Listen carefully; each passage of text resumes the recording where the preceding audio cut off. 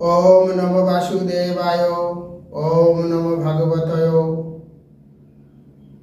समस्त सनातन हिंदू धर्मेर भाई बोनेদের জানাই আন্তরিক ভালোবাসা ও শুভেচ্ছা। ভাগবত কলিযুগের উদ্ধার হওয়ার একমাত্র পথ। ভগবানের স্বার্থরূপ কৃষ্ণদ্বৈপায়ন ব্যাসদেব এই ভাগবত যে ভাষায় দিয়ে গেছেন সেই ভাষা আপনাদের আমি শ্রবণ করাচ্ছি। আপনারা শ্রবণ করবেন এবং এই বহু জন্মের পাপ থেকে মুক্তি হয়ে আপনারা মোক্ষপ্রাপ্ত হবেন। তাই এত সহজ মুক্তি পাওয়ার পথ আমাদের হাতে রয়েছে। তাই ভাগবত কথামৃত কৃষ্ণ, এই ভাগবত শ্রবণ করলে মুক্তি হওয়া যায়। তাই সমস্ত সনাতন ভাইদের কাছে আমার অনুরোধ, আপনারা ভাগবত শ্রবণ করুন এবং মুক্তি প্রাপ্ত হন। হরে কৃষ্ণ। আজ আমি রাস নৃত্য ভাগবতের দশম স্কন্ধের দ্বিতীয় ভাগের রাস নৃত্য নিয়ে আপনাদের সঙ্গে আলোচনা করব। এটি অধ্যায় 32 দশম স্কন্ধ, রাস নৃত্য। সুখদেব গোস্বামী বলছেন, ইথং ভগবত গপ্প শ্রুতাবাচ সুপেশলা জহুর্বিরহ জংতাপং তদঙ্গ পচিতাশীষ। সুখদেব গোস্বামী বললেন, গোপীগণ ভগবানের এরূপ মনোহর বাক্য শ্রবণ করে কৃষ্ণ বিরহজনিত দুঃখ পরিত্যাগ করলেন। তার চিন্ময় অঙ্গসমূহ স্পর্শ করে তাদের মনস্কামনা পূর্ণ করলেন। ভগবান গোপীগণদের বলছেন যে তোমরা যেভাবে আমার সেবা করছো, যেভাবে আমাকে তোমরা ডাকছো, যেভাবে তোমরা নিষ্কলুষ শ্রদ্ধা জানাচ্ছ আমার সঙ্গে আমাকে, তাই আমি তোমাদের ভালোবাসা বা তোমাদের এই ভালোবাসার প্রতিদানে কিছু দেওয়ার জন্য আমার মন অস্থির হয়ে উঠেছে। তাই তোমাদের মহিমান্বিত কার্যই আমি তোমাদের প্রতিদান দেব। এই কথা বলার পরেই সমস্ত গোপীগণ ভগবানের এরূপ বাক্য শুনে কৃষ্ণ বিরহজনিত দুঃখ পরিত্যাগ করলেন। তার চিন্ময় অঙ্গসমূহ স্পর্শ করে তার মনস্কামনা পূর্ণ করলেন। এইটা বিশেষ গুরুত্বপূর্ণ। চিন্ময় অঙ্গসমূহ, চিন্ময়, মৃন্ময়ীকে চিন্ময়ী, অর্থাৎ আমরা যে মাটির প্রতিমা ব্যবহার করি সেটা মৃন্ময়ীকে চিন্ময়ীতে নিয়ে যাওয়া হয়। এইটা আমরা বিভিন্ন কথায় কথায় মানুষের মুখে শুনি, কৃষ্ণ এতগুলো রমণী নিয়ে বিরহ করেছেন, বিবাহিত মহিলা, নানান কথা শুনি। কিন্তু এটাকে আপনাদের মনে রাখতে হবে, চিন্ময়ী অঙ্গসমূহ, মৃন্ময়ী থেকে চিন্ময়ী, অর্থাৎ এটা এরপরে আমি আরো ভালো করে বুঝিয়ে বলবো আপনারা এটা শ্রবণ করুন। তত্রারো ভাত গোবিন্দ রাস ক্রীড়ামানুব্রতয়ে শ্রী রত্নৈরম্বিত প্রীতৈরান্যেন বদ্ধবাহুবে। অতঃপর যমুনার তীরে নারীগণের মধ্যে রত্ন সদৃশ্য আনন্দে পরস্পর বাহুবেশে আবদ্ধ বিশুদ্ধ গোপীগণের সঙ্গে ভগবান গোবিন্দ রাস নৃত্য আরম্ভ করলেন। তাহলে যমুনার তীরে বহু নারীগণের মধ্যে ভগবান রাস নৃত্য শুরু করলেন। রসোৎসব সম্প্রবৃত্ত গোপী মণ্ডল মণ্ডিত যোগেশ্বরেণ কৃষ্ণেন তাসঙ্গ মধ্যে দয়োর্দয় প্রবিষ্টেন গৃহীতানং কণ্ঠে স নিকটং স্ত্রিয় জগমনরণ্য ভস্ত বদ্ধিমানশত সংকুলম দেবৌকাশং সদরানমৌ সুকপরিতত্মানম। গোপীমণ্ডলে মণ্ডিত হয়ে রাস নৃত্য উৎসব শুরু হলো। যোগেশ্বর শ্রীকৃষ্ণ নিজেকে বিস্তার করে প্রত্যেক দুজন গোপীর মাঝখানে প্রবেশ করে তাদের কণ্ঠে তার হস্ত স্থাপন করে প্রত্যেক গোপী ভাবলেন যে তিনি একমাত্র তার কাছেই অবস্থান করছেন। শাস্ত্রিক অভিভূত দেবতাগণ সেই রাস নৃত্য দর্শনে আগ্রহে শীঘ্রই তাদের শত শত বিমানে আকাশে পরিব্রাপ্ত হয়েছিলেন। তাহলে সেই যে যমুনা নদীর তটে যেখানে রাস নৃত্য করছিলেন তিনি, সেখানে সমস্ত গোপীদের মাঝখানে তিনি বিরাজমান ছিলেন। অর্থাৎ একই কৃষ্ণ, হাজার কৃষ্ণ। প্রত্যেকটা গোপী ভাবছিল কৃষ্ণ একমাত্র তার কাছে আছে, আর কারোর কাছে নেই। এটি দেখার জন্য সস্ত্রী অর্থাৎ স্ত্রী সমেত দেবতাগণ ওপর থেকে পুষ্পবৃষ্টি করছিলেন। তত দুন্দুভয় নে দুর্নিকেতু পুষ্পবৃষ্টয় জগুর্গন্ধ বর্পতয় সস্ত্রী কাষ্টত যশয়লামা। তখন আকাশ হতে পুষ্পবৃষ্টি সহকারে দুন্দুবি বেজে উঠল এবং সস্ত্রীক গন্ধর্বপতিগণ শ্রীকৃষ্ণের নির্মল মহিমা গান করতে লাগলেন। তাহলে প্রত্যেকে স্ত্রী এবং নিজেরা সবাই মিলে ওপর থেকে পুষ্পবৃষ্টি করতে লাগলেন সেই ভগবানের লীলা কীর্তনের উপরে, রাস নৃত্যের উপরে। বালয়ানং নুপুরানং কিঙ্কিনানাঞ্চ ঘোষিতাম সম্প্রিয়ান বুচ্চ ছত্তমুস্তমাল রাসমণ্ডলে। রাসমণ্ডলে প্রিয়তম শ্রীকৃষ্ণের সঙ্গে ক্রীড়ারত গোপীগণের নুপুর, বলয়, কিঙ্কিনীর তুমুল শব্দ হতে লাগলো। যেসব মায়েদের পায়ে নপুর ছিল, বিভিন্ন ধরনের যে সকল অলঙ্কার ছিল, সেই অলঙ্কারের আওয়াজ তীব্র গতিতে ধ্বনিত হলো। তত্রাদিষু সবে তাবিদ বগান দেব কিশুত মধ্যে মলিনাং হৈমানাং মহামরকাত যথা। নিত্যরত গোপীগণের মাঝে শ্রীকৃষ্ণ যেন স্বর্ণলঙ্কারের মধ্যে উজ্জ্বল নীলমণির ন্যায় অত্যন্ত দীপ্যমান হচ্ছিলেন। অর্থাৎ সমস্ত নারীর পাশে ভগবান উজ্জ্বল আকারে নীলমণির মতো দেখাচ্ছিল। পদান্নসৈ ভূর্য বিধতি বিসম্বৃতৈ ভ্রুবিলাসৈর তছন্নথৈশ্চল কুচ পঠৈ কুন্তলয়র গণ্ডললয় দেশেদ্ধ মুখ্য কবর রসন গ্রন্থয় কৃষ্ণবদ্ধ গায়স্তদং তরিত ইবত মেঘ চক্রে বীরেজু। গোপীগণ যখন কৃষ্ণের গুণগান করছিলেন তখন তাদের নিত্যরত পদদয়, কর সঞ্চালন, সুমধুর হাস্যের সঙ্গে ভ্রুবিলাস ও কোমরের ভগ্নতা দ্বারা তাদের মুখমণ্ডল ঘর্মে সিক্ত হয়ে উঠেছিল। চঞ্চল স্তনবসন, গণ্ডস্থল, দোদুল্যমান কুণ্ডল, শিথিল কবরী, কাঞ্চি সমন্বিত কৃষ্ণ গোপীগণ মেঘচক্রে বিদ্যুনালয় নয় শোভা পাচ্ছিল। অর্থাৎ যখন প্রত্যেকটা গোপী কৃষ্ণকে পাশে পেয়ে যখন নাচছিল, তাদের কোমর বিভিন্নভাবে দুলছিল, তাদের সুমধুর গলার আওয়াজ, সুমধুর হাসি, সেই সঙ্গে তাদের শরীরের বিভিন্ন ধরনের যে সকল অলঙ্কার করেছিল সেই সকল অলঙ্কারের স্বপ্ন, এই শব্দ সব মিলিয়ে যেন একটা লীলাকার তৈরি হয়েছিল।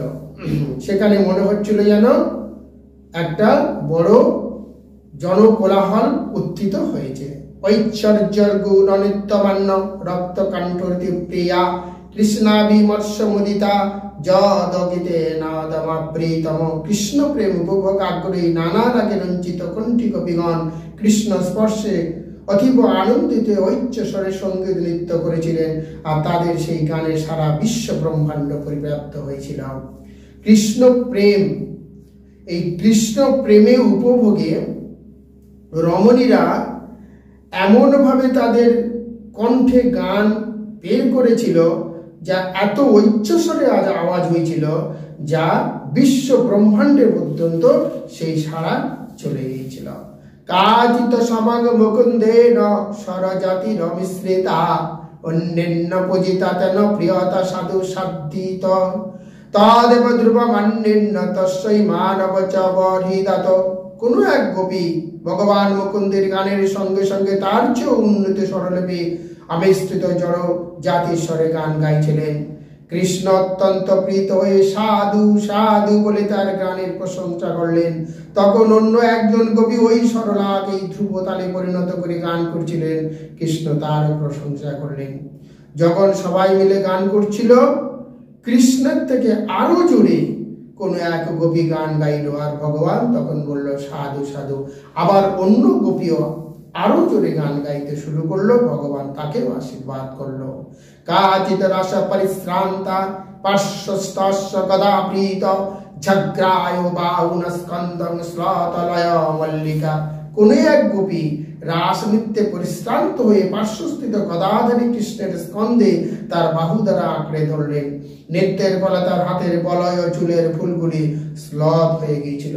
কোনো এক গোপী নাচতে নাচতে তার শরীর ক্লান্ত হয়ে পড়ল। তিনি ভগবানের গলা জড়িয়ে ধরলেন এবং তার চুল এবং তার দেহের কাপড় অনেক সরে চলে গেল। তত্রৈকাশং স্বগতং বাহুং কৃষ্ণ সৌতপাল সৌরভম চন্দনালিপ্ত বাগ্রায় অধিষ্ঠ রৌমাচু চুম্বহ। একজন গোপী তার কাঁধের উপরে কৃষ্ণের চন্দন চর্চিত নীলপত্র গন্ধযুক্ত বাহু আঘ্রাণ করে রোমাঞ্চিত হয়ে চুম্বন করতে লাগলেন। কশ্যস্তেনা টা বিক্ষিপ্ত কুণ্ড লক্তি সমণ্ডিতম গণ্ডং গণ্ডে সন্দদত্ত প্রদত্তম্বুল চর্বিতম। কোনো এক গোপী নিত্যবসত দোদুল্যমান কুণ্ডল যুগলের আস্তিতে দীপ্যমান নিজ গণ্ডস্থল শ্রীকৃষ্ণের গণ্ডস্থলে সংযোজিত করলে কৃষ্ণ তাকে সযত্নে তার চর্বিত তাম্বুল প্রদান করলেন। অর্থাৎ যে যেমন ভাবে পারছে, কেউ গলার মালা খুলে পরিয়ে দিচ্ছে, কেউ বাহুতে চুম্বন করছে, কেউ গলা ধরে জড়িয়ে ধরছে, প্রত্যেকে তার পাশে কৃষ্ণকে পেয়েছে এবং যে যেমন ভাবে পারছে সেগুলোকে করছে। নিত্যাতি গায়িতে কাচ্চিতে কোজন্য পুরমেকলা পার্শ্বস্থ চ্যুত হৎপাচন শ্রাব শ্রান্তবাত স্তনয় শিবম। নিত্যপরায়ণে গীতরতা হয়ে নুপুর ও মেখলায় শব্দায়নে কোনো গোপী ক্লান্ত হয়ে পড়লে পার্শ্বস্থিত ভগবান অচ্যুতের সুখকর করমণ্ডল নিজ কোলের উপর ধারণ করলেন। আর কোনো সময় যখন কেউ দুর্বল হয়ে যাচ্ছে, ভগবান তার হাতটা কাঁধের উপর তুলে নিয়ে তাকে সমস্ত রকমের শান্তি প্রদান করছেন। গোপ্যে লব্ধা চ্যুতাং ক্লান্তং স্যো একান্ত বল্লভম গৃহীতা কণ্ঠস্থ দুর্ভাং গায়স্তং বিজয় হীরে। লক্ষ্মী দেবীর একান্ত বল্লভ কমনীয় কৃষ্ণকে গোপীগণ তাদের অন্তরঙ্গ প্রেমিক রূপে লাভ করে পরমানন্দ উপভোগ করেছিলেন। তার গুণগান করে গোপীরা আনন্দে বিহার করার সময় তিনি তাদের গলা জড়িয়ে ধরেছিলেন। লক্ষ্মী দেবীর একমাত্র কৃষ্ণ আজ সমস্ত কবিদের সঙ্গে লীলা কীর্তন করছে, সবাইকে তিনি আনন্দ বিহার করছেন। কর্ণত্রপাল কবিটঙ্ক কাপলধর্ম বক্ত্র শ্রেয় বলয় অনুপুর ঘোষ বাদৈ গোপা সামং ভগবত নীতু সকেশ সস্ত্রম্ভ ভ্রমর গায়র কর কষ্টম। গোপীদের কানের পিছনে পদ্মফুল, গালের উপরে কেশশ্চের শোভা, শ্বেত বিন্দু তাদের সৌন্দর্য বৃদ্ধি করেছিল। গোপীদের কানের পিছনে পদ্মফুল গোজা আছে, গালের উপরে অর্থাৎ মাথা থেকে চুলগুলো ঝুলে পড়ে সৌন্দর্য বৃদ্ধি করছিল, তাদের গলায় নুপুরের ধ্বনি প্রতিধ্বনিত হচ্ছিল এবং তারা এইভাবে রাসলীলাতে ভগবানের সঙ্গে গোপীরা নৃত্য করেছিল। সেই সঙ্গে ভ্রমর ও গুঞ্জন গান গেয়েছিলেন, তারা ভ্রমরের মতন গুঞ্জন করে গান গাইছিলেন। এবং পরে স্কাঙ্কার বিমর্শ স্নিগ্ধ খনত্ত মালি বিলাসাশই রেম রামস ব্রজ সুন্দরী বীর যথারবাক সপ্রতিবিম্ব বিভ্রম। এইভাবে ভগবান কৃষ্ণ লক্ষ্মীপতি স্বয়ং নারায়ণ ব্রজাঙ্গ নাগদের সাহচর্য আলিঙ্গন করমর্দন স্নিগ্ধ বালকন উদ্দাম বিলাস হাস্য সহকারে বালক যেমন নিজ প্রতিবিম্বের সঙ্গে খেলা করে সেইভাবে ক্রীড়া করে আনন্দ গ্রহণ করেছিলেন। ছোট ছোট বাচ্চারা যেমন তার নিজের ছায়া প্রতিবিম্ব দেখে আনন্দ পায়, ঠিক তেমনি ভাবে আজ প্রত্যেকটা গোপী তাদের কৃষ্ণকে পাশে পেয়েছে এবং তারা বহুল আনন্দের সঙ্গে সময় অতিবাহিত করছেন। তদঙ্গ সঙ্গ প্রমুদা কুলেন্দ্রিয়া কেশন দুকলঙ্কুচ পট্টিকাঙ্গা নাজং প্রতিবোরু মলং ব্রজ স্ত্রিয়া বিস্রস্ত মালবরণ কুরোদ্দয়। হে কুরুবংশ তাংশ মহারাজ পরীক্ষিত, শ্রীকৃষ্ণের অঙ্গ সঙ্গ আনন্দে অভিভূত গোপীগণ ইন্দ্রিয় সমূহ বিবশ হয়, তাদের কেশধাম, তাদের পরিদেহ বসন, কাঁচুলি, মালা ও অলঙ্কার আদি স্থলিত হয়ে পড়ল, আর আগের মতো তারা তা অনায়াসে ধারণ করতে পারলেন না। তাহলে কৃষ্ণকে পাশে পেয়ে এত সুন্দরভাবে তারা আনন্দ বিলাস করছিল, করতে করতে তারা হাঁপিয়ে উঠলো, অর্থাৎ দম হয়ে গেল। তখন আর আগের মতন তাদের নিজের চুল, নিজের শাড়ি সবকিছুকে তারা আগলে রাখতে পারলো না, সব এলোমেলো হয়ে গেল। কৃষ্ণ বিক্রয়িতং বিক্রমমুহ কেচন স্ত্রিয় কামার্দিত শশঙ্কশ্চ স গণ বিস্মিতায়ত ভবত। দেবপত্রীগণ তাদের বিমান থেকে শ্রীকৃষ্ণের রূপ ক্রীড়া দর্শন করে মোহিত হয়ে কামে পীড়িত হয়ে উঠেছিলেন, এমনকি চন্দ্রের পার্শ্ববর্গ নক্ষত্ররা বিস্মিত হয়েছিল। কৃত্তা তামন্তমাত্মানং যাবতীর্গবজো যোষিত রেমশ ভগবান স্থাবিরত্ম রামহ বিলীলয়া। পরমেশ্বর ভগবান আত্মরা হয়েও সেখানে যত সংখ্যক গোপী ছিলেন তত সংখ্যক নিজেকে প্রকাশ করে তাদের সঙ্গে উপভোগ করে ক্রীড়া করেছিলেন। যতজন গোপী ছিলেন ততজন কৃষ্ণ হয়ে সেখানে আনন্দ উপভোগ করেছিলেন। তা সংরতি বিহারেণ সন্তানং বদনানি সহ প্রমুজাত করুণ প্রেমন সন্তমেনাজ্ঞাপানিনা। হে রাজন, প্রণয় উপভোগে গোপীদের ক্লান্ত দর্শন করে কৃপাময় কৃষ্ণ তার পরম সুখপ্রদ হাত দিয়ে প্রীতির সঙ্গে তাদের মুখমণ্ডল মার্জনা করে দিয়েছিলেন। তাহলে ভগবান প্রত্যেক মহিষীর মুখে হাত দিয়ে তাদের সুখ প্রদান, অর্থাৎ মুখমণ্ডলে হাত বুলিয়ে দিয়ে তাদের সুখমণ্ডল দিয়েছিলেন। গপ্পাস্ফুরতপুরটকুণ্ডল কুন্তলতীর গণ্ডস্ত্রিয়া সুবিত হাসে নিরীক্ষপেন মানং দত্ততরিষাবস্য যগকৃতানি পুণ্যানি তৎকরুরয় স্পর্শ প্রমোদ। গোপীগণ তাদের উজ্জ্বল স্বর্ণকুণ্ডল কুন্তল রাজির দীপ্তিতে দীপ্যমান গণ্ডস্থলের শোভা দ্বারা সুধময় হাস্য অবলোকন দ্বারা তাদের পুরুষ শ্রেষ্ঠ কৃষ্ণের পূজা করেছিলেন। তার নখস্পর্শে অতীব আনন্দিত হয়ে তার মঙ্গলময় দিব্য লীলার মহিমা তারা কীর্তন করেছিলেন। তা বিরচিত শ্রোমাপহিতুং মঙ্গ সঙ্গ গৃষ্টার্ষকুচকুঙ্করঞ্জিতায় গন্ধর্ব পালিবীর নদ্রুত অবিস্বাদা শ্রান্ত গজ বীর ভারীর বিন্যাসেতু। গোপীদের সঙ্গে রাসলীলায় শ্রীকৃষ্ণ পরিশ্রান্ত হলেন এবং তাদের বক্ষের কুঙ্কুম রোগে বর্ধিত হয়ে তাদের মালা রঞ্জিত হয়ে উঠল। তখন গোপীদের ক্লান্তি দূর করার জন্য তিনি গজরাজের মতো যেন হস্তিনীদের নিয়ে যমুনার জলে নামলেন এবং গন্ধর্বদের মতো সঙ্গীত সহকারে মৌমাছিরা তাকে দ্রুত অনুসরণ করল। শক্তিমান গজরাজ যেভাবে জমির সব বাঁধ ভেঙে ফেলতে পারে, তেমনি ভগবান শ্রীকৃষ্ণ যেন সমস্ত জাগতিক সামাজিক নীতিবোধ এইভাবে ভঙ্গ করলেন। তাহলে যে সব মায়েরা যখন অত্যন্ত ক্লান্ত হয়ে পড়েছিল, সেই সকল গোপীদের নিয়ে ভগবান আজ যমুনার জলে পড়েছে। আর মৌমাছি যেমন মধুর চারিদিকে ভন ভন করে ঘুরে বেড়ায়, তেমনি ভাবে সমস্ত গোপীরা আজ কৃষ্ণ প্রেমে পাগল হয়ে চারিদিকে ঘুরছে। সমস্তা সলং যুবতী বিপরিষ্যাচ্যমান প্রেমনাক্ষিতা রহসীতে ভিরিতস্তস্তয়ঙ্গ বৈমানে কৈকুশমর্ষি ভিরিরামন রেম স্বয়ং শরতীর্থ গজেন্দ্র লীলা। হে রাজন, জলের মধ্যে কৃষ্ণ দেখলেন যে হাস্যপরায়ণী গোপীবৃন্দ চারিদিকে থেকে তাকে ঘিরে জল প্রক্ষেপণ করতে করতে তার প্রতি প্রেমময়ী দৃষ্টিপাত করছে। আত্মারাম ভগবান যখন গজেন্দ্র তুল্য বিহারে আনন্দ লাভ করেছিল, দেবতাগণ তাদের বিমান থেকে তাদের পুষ্প বৃষ্টি করতে তার অর্চনা করেছিলেন। ভগবান দেখলেন চারিদিকে গোপীগণ তার ঘুরে বেড়াচ্ছে এবং তার দিকে প্রেমময়ী দৃষ্টিপাত করছে।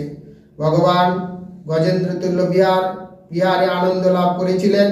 দেবতাগণ তাদের বিমান থেকে সেই সময় পুষ্প বৃষ্টি করেছিলেন এবং ভগবান তাদের অর্চনা করিয়েছিলেন। তস্য কৃষ্ণ পবনে জলস্থল প্রসূনা গন্ধ নীল জুষ্ট দীক তটে চচার বৃগ প্রমত কণাবৃত যথামদুচ্যুত ধীরত করে নেভ।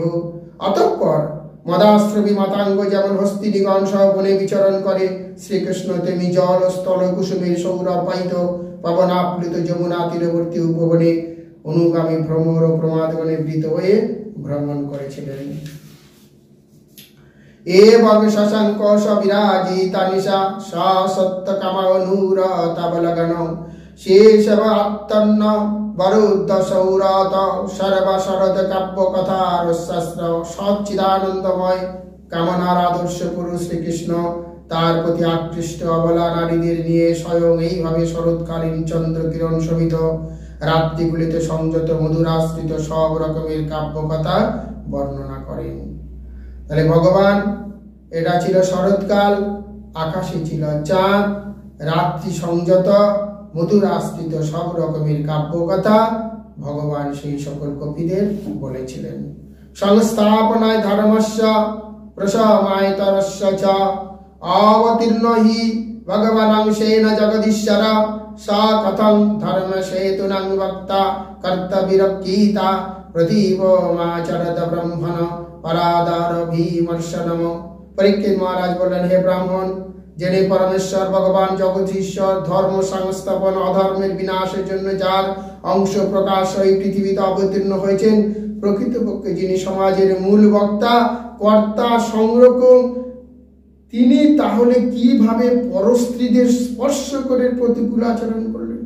পরীক্ষিত মহারাজ সুখদেব গোস্বামীকে প্রশ্ন করলেন, এই সকল যে সকল গোপীরা আজ কৃষ্ণের সঙ্গে রাস নৃত্যে যুক্ত হয়েছে, এরা তো পরস্ত্রী।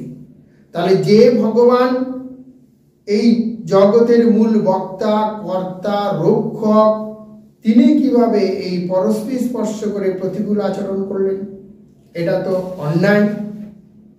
পরীক্ষিত মহারাজ সুখদেব গোস্বামীকে প্রশ্ন করলেন, আপ্ত কাম যদুপতি কৃতবান বৈ জগৎ সীতম কিম অভিপ্রায় তন্ন সংশয় চিন্দি সুব্রত। হে নিষ্ঠাবান ব্রহ্মচারী, আত্মতৃপ্ত যদুপতি কি উদ্দেশ্যে এই ধরনের নিন্দিত আচরণ করে?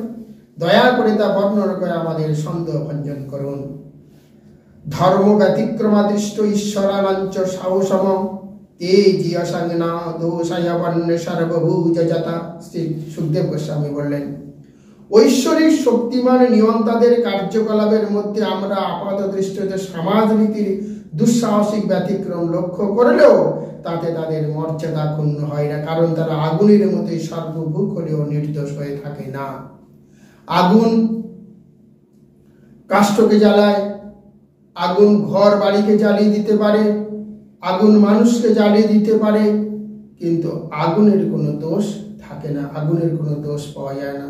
এই বিশ্ব ব্রহ্মাণ্ডের নিয়ন্ত্রক আমাদের যে পরমাত্মা, তিনি যে আমাদের তৈরি করেছেন, আমরা এই যে দেহ পেয়েছি, এই দেহটা টানার জন্য পেয়েছি। তাই সেই ভগবান যখন কোনো কাজ করে, যেমন আগুন সবকিছু পুড়িয়ে, যেমন আগুনের কোনো দোষ থাকে না, স্বয়ং ভগবান সৃষ্টিকর্তা সবকিছু করেও তার কোনো দোষ খুঁজে পাওয়া যায় না। নৈতৎ সমাজের চ্যুত মনসাপি হনিসার বিনাশত্বচারণমুদ্রাতমা যথা রুদ্রায় দ্বিজং বিষম। যে ঈশ্বর নয়, তার কখনই মনে মনে ঈশ্বরের আচরণ অনুকরণ করা উচিত নয়।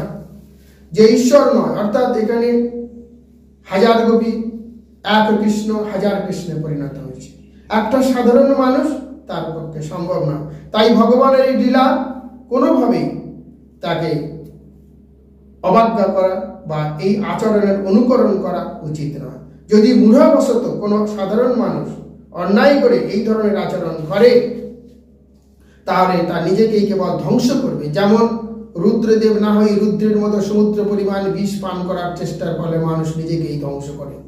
যেখানে নীলকুট বিষ ভগবান শিব গ্রহণ করেছিল, যদি এখন মহাদেবের মতো শক্তি না থাকে, কোনো সাধারণ ব্যক্তি যদি সেই বিষ গ্রহণ করে, কালকুট বিষ গ্রহণ করে, তাহলে তার মৃত্যু অনিবার্য হবে।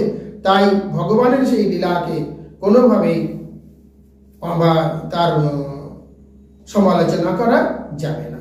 ঈশ্বরং বাচ সত্যং তথৈবাচরিতং কচিৎ তেষং যৎ সবাচ যুক্তং বুদ্ধিমানস্তত সমাচারিত। পরমেশ্বর ভগবান শক্তি প্রদত্ত সেবকদের কথা সকলেই সময় সত্য, আর সেই কথার সঙ্গে সামঞ্জস্যপূর্ণ তাদের আচরণ অনুকরণযোগ্য। ভগবানের শক্তি, যিনি এই রকম বহু পৃথিবীর ধারক এবং বাহক, শুধু একটা পৃথিবী নয়, মহাকাশের যত গ্যালাক্সি আছে, সমস্ত গ্যালাক্সির মধ্যে এইরকম পৃথিবী খুঁজে পাওয়া যায়, এরকম সূর্য আছে। তো সেইভাবে ভগবান এই সমস্ত গ্যালাক্সিকে চালায়। তাই সমস্ত শক্তির আধার উৎস ভগবান যা করেন তা ন্যায়সঙ্গত, তার বিরুদ্ধে কোনো প্রকারের সমালোচনা করা যাবে না। কুশলচরৈনাতে সৈমায় সর্তন বিদ্যতে বিভর্জয়ন বানার্থ নিরাহংকারীনাং প্রভো। হে প্রভু, এই সকল নিরঙ্কার অহংকারী বিরাট পুরুষরা যখন এই জগতে পুণ্য কর্ম করেন, তাদের কোনো স্বার্থপূর্ণের উদ্দেশ্য থাকে না, এবং এমনকি যখন তারা ধর্মাচরণের বিপরীতে কোনো অসৎ আচরণ করেন তাদের কোনো অনর্থ হয় না। এই সকল দেবতারা বা জগৎ সৃষ্টিকারী ব্যক্তি যখন এই জগতে আসেন, তিনি যখন কোনো পুণ্য কর্ম করেন তার কোনো স্বার্থ থাকে না। তিনি যখন কোনো ধর্ম বিপরীত কাজ করেন সেখানেও তার কোনো অনর্থ থাকে না এবং সেখানেও তার কোনো স্বার্থ থাকে না। কি মাতা কিলা সত্তানাং তির্যায় মত্তদীব শাসম এষতশ্চ শীতবনং কুশলা কুশলম বায়ও। তার নিয়ন্ত্রণাধীন জীব সমূহকে প্রভাবিতকারী ধর্মাচরণ অধর্মাচরণের সঙ্গে তাহলে কিভাবে প্রাণী, মানুষ, দেবতা ও নিখিল জীবনের অধীশ্বর কোন সম্পর্ক থাকতে পারে?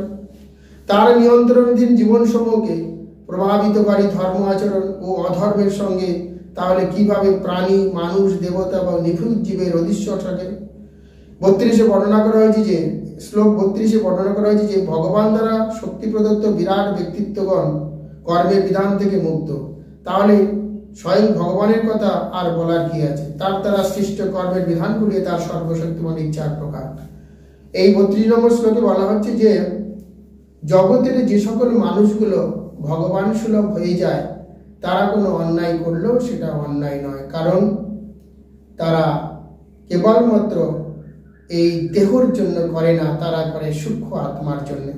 এখানে আমি আমার দেহ নয়, আমি আমার আত্মা।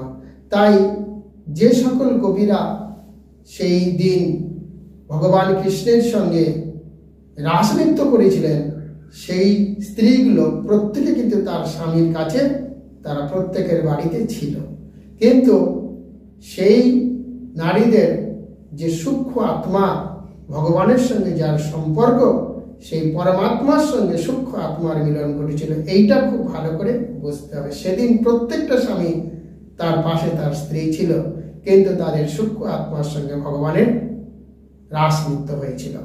জাত পদাঙ্গ জগরাগনিশ্বাবতৃপ্তা যোগ প্রভব বিক্ষুত কিল কর্ম বন্ধব শৈরং চরন্তি মুনয়পি না নচ্যমানস তসজ্জায়ত্তভূষকুতৈব বন্ধু। পরমেশ্বর ভগবান পাদপদ্ম রেণুর সেবা দ্বারা পূর্ণ তৃপ্তি তার ভক্তগণ কখনো জড় কর্মবন্ধনে আবদ্ধ হয় না। এমনকি যোগ্য প্রভাব সকলের কর্মবন্ধনতে মুক্তি মুনিগণ জড় কর্মবন্ধনে আবদ্ধ নন। তাহলে যিনি স্বেচ্ছাপূর্বক অপ্রাকৃত শরীর ধারণ করেছেন স্বয়ং সেই ভগবানের বন্ধনের প্রশ্ন কিভাবে হতে পারে? ভগবানের যে সেবক তিনি এই জড়বন্ধনে বা মায়ার মধ্যে আবদ্ধ হতে পারে না। আবার সেই সেবকের যে সৃষ্টিকর্তা তিনি তাহলে এই জগতে কি করে মায়ার বন্ধনে আবদ্ধ হবে? তাই তার কর্ম কোনো প্রকারের সমালোচনা করা যায় না। গোপীনাং তদপতিনাং চ সর্বসামবতহীনাং জহস্তসশ্চরিত সদ্দক্ক্রীড়া নাময় দেহবাকু। যিনি সর্বসাক্ষীরূপে গোপীগণ তাদের প্রতিগণ প্রকৃতপক্ষে সকল প্রাণীর অন্তরে বাস করেন, তিনিই অপ্রাকৃত লীলা বিলাসের জন্য এই জগতে দেহ ধারণ করেছেন। যিনি সর্বসাক্ষীরূপে গোপীগণ তাদের যে প্রতিগণ, যে স্বামীগণ, প্রকৃতপক্ষে সেটাও তিনি।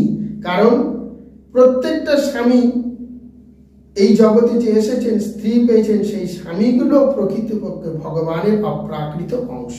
এইটাই ভালো করে বুঝতে হবে যে সবই কিছু আমরা ভগবানের অংশ স্বরূপ। অনুগ্রায় ভক্তানাং মনুষ্যং দেহমাশ্রিত তজাতে তদৃশ্য ক্রীড়া যা শ্রুতা তৎপরভবত। তার ভক্তকে কৃপা করার জন্য ভগবান যখন মনুষ্য ধারণ করেছেন তখন তিনি এরূপ লীলাবিলাসে যুক্ত হন যা সেই লীলাবিলাসে শ্রবণকারীকে আকর্ষিত করে তার প্রতি সেবা পরায়ণ করে তোলে। তাহলে ভগবান জগৎবাসীর উদ্ধার করার জন্য তিনি মনুষ্য দেহ ধারণ করেছেন। তাই তিনি লীলাবিলাস যখন করছেন সেই লীলাবিলাসে শ্রবণকারীরা আকর্ষিত তার দেহ পরায়ণ করে তোলে। আজকে যে ভাগবত পড়ছি যারা শ্রবণ করছেন তারা লীলাবিলাস শ্রবণকারী আকর্ষিত করে তারা ভগবানের সেবা পরায়ণ হয়ে উঠবেন। নাশয়ন কল কৃষ্ণায় মহিতাস্তস্য মায়া মন্নমানা সপর্শ স্থান শান শান তনন ব্রজৌকাশ। কৃষ্ণের মায়া শক্তি দ্বারা বিভ্রান্ত হয়ে গোপগণ ভেবেছিলেন তাদের পত্নীরা গৃহে তাদের কাছেই রয়েছে, তাই তারা তাদের প্রতি কোনরূপ আশা প্রকাশ করেননি। এই জগতে মায়ার দ্বারা আকৃষ্ট হয়ে প্রত্যেকটা স্বামী দেখেছিল তার স্ত্রী তার পাশে রয়েছে, তাই তারা কৃষ্ণের মায়া শক্তি দ্বারা আকৃষ্ট হয়ে কোনরূপ আশু আকাশ বা কোনো প্রকারের সন্দেহ প্রকাশ করেননি। ব্রহ্মরাত্র উপাবৃত বাসুদেবা নামদিতা অনিচ্ছন্ত যজুর্গাপ্প স্বগৃহান ভবত প্রিয়া। ব্রহ্মার একটি রাত্রি অতিবাহিত হলে শ্রীকৃষ্ণ গোপীগণকে গৃহে ফিরে যেতে উপদেশ দিলেন। অনিচ্ছা সত্ত্বেও ভগবৎ প্রিয়গণ তার আদেশ মেনে নিলেন। মনুষ্য মনের সহস্র চতুর্যুগে ব্রহ্মার একদিন হয় এবং সহস্র চতুর্যুগে তার এক রাত্রি হয়। এইভাবে এক সহস্র চতুর্যুগ শ্রীকৃষ্ণ অনুষ্ঠিত রাস নৃত্যের 12 ঘন্টায় রাত্রির মধ্যে প্রবেশ করেছিলেন। শ্রী বিশ্বনাথ চক্রবর্তী ঠাকুর সময় এই অচিন্তনীয় সংখ্যে ভারত থেকে বৃন্দাবনের 40 মাইল সীমার মধ্যে বহু ব্রহ্মাণ্ডের সুন্দরভাবে অবস্থান তুলনা করেছেন। অথবা কেউ যশোদা মায়ের শিশু কৃষ্ণের ছোট্ট উদরটিকে অসংখ্য রজ্জু দিয়ে বেষ্টন করেছেন। তাহলে ভগবান রাস নৃত্যের পরে একটি রাত্রি মানে মনুষ্য সহস্র চতুর্যুগ, ব্রহ্মার একদিন, অর্থাৎ সহস্র, এইভাবে এক সহস্র চতুর্যুগ শ্রীকৃষ্ণ অনুরূত রাস নৃত্যের 12 ঘন্টার রাত্রির মধ্যে প্রবেশ করেছিল। সেইভাবে তিনি রাস নৃত্যের পরে সবাই যে যার বাড়িতে ফিরে গিয়েছিল। বিক্রীড়াতং প্রজাপদু বীরতং চ কৃষ্ণং শ্রদ্ধাম বীত হনুষ নিদয়রত বর্ণয়েদজ ভক্তিং পরাং ভগবতী প্রতিলাভ্য কামং রেদ গমস্বপনি হত চির নদীর। যিনি অপ্রাকৃত শ্রদ্ধান্বিত হয়ে এই রাস পঞ্চাধ্যায়ে ব্রজবধূদের সঙ্গে শ্রীকৃষ্ণের অপ্রাকৃত ক্রীড়া বর্ণনা শ্রবণ করেন, বা সেই ধীর পুরুষ ভগবানের যথেষ্ট পরাভক্তি লাভ করে হৃদরোগ রূপ জড় কামকে শীঘ্রই দূর করে। এই শ্লোকটি আর একবার পড়ছি। বিক্রীড়িতং ব্রজবধূ ভিরিদং চ বিষ্ণু শ্রদ্ধাম্বিত হনুষেনয়দাত বর্ণয়েদজ ভক্তিং পরাং ভগবতী প্রতিলভ্য কামং রেদরোগমস্বপয়িনত চিরনদীর। যিনি অপ্রাকৃত শ্রদ্ধান্বিত হয়ে অর্থাৎ ভক্তি সহকারে এই রাস পঞ্চাধ্যায়ে ব্রজবধূদের সঙ্গে শ্রীকৃষ্ণের অপ্রাকৃত ক্রীড়া বর্ণনা করেন, শ্রবণ করেন, সেই পুরুষ ভগবানের যথেষ্ট পরাভক্তি লাভ করে যেমন হৃদরোগ হলে সহজে যেমন সারে না, সেই রকম হৃদরোগ রূপ জড় কামনাকে শীঘ্রই দূর করে গোলকধাম প্রাপ্তি হয়। হরে কৃষ্ণ। আজ রাস নৃত্য নিয়ে আপনাদের সামনে তুলে ধরলাম। কৃষ্ণ দ্বৈপায়ন ব্যাসদেব বদরীনাথ আশ্রমের সম্প্রয়াস নামক স্থানে সরস্বতী নদীর কূলে এটি বলেছিলেন এবং গণেশজি লিখেছিলেন। সেই সংস্কৃত ভাষা আপনারা শ্রবণ করুন, তার মানে আমি সুন্দরভাবে আপনাদের তুলে ধরছি, আপনারা শ্রবণ করে মুক্তিপ্রাপ্ত হন। একটু এত সুযোগ, ভাগবত শ্রবণ করে কৃষ্ণ প্রেমে বিভোর হয়ে পড়ুন। আর মানব জন্ম হবে কি জানি না, কিন্তু এই জন্ম যখন পেয়েছি এবং হাতের কাছে পেয়েছি, এত সুন্দর ভাগবত আপনারা শ্রবণ করুন, মুক্তিপ্রাপ্ত হন। ভাগবতের নামে ভাগবত সামনে রেখে বিভিন্ন রসপূর্ণ গল্প না শুনে সংস্কৃত শুনুন, যে ভাষায় তিনি বলেছেন বাংলা শুনুন, মুক্তিপ্রাপ্ত হন। হরে কৃষ্ণ। রাধে রাধে।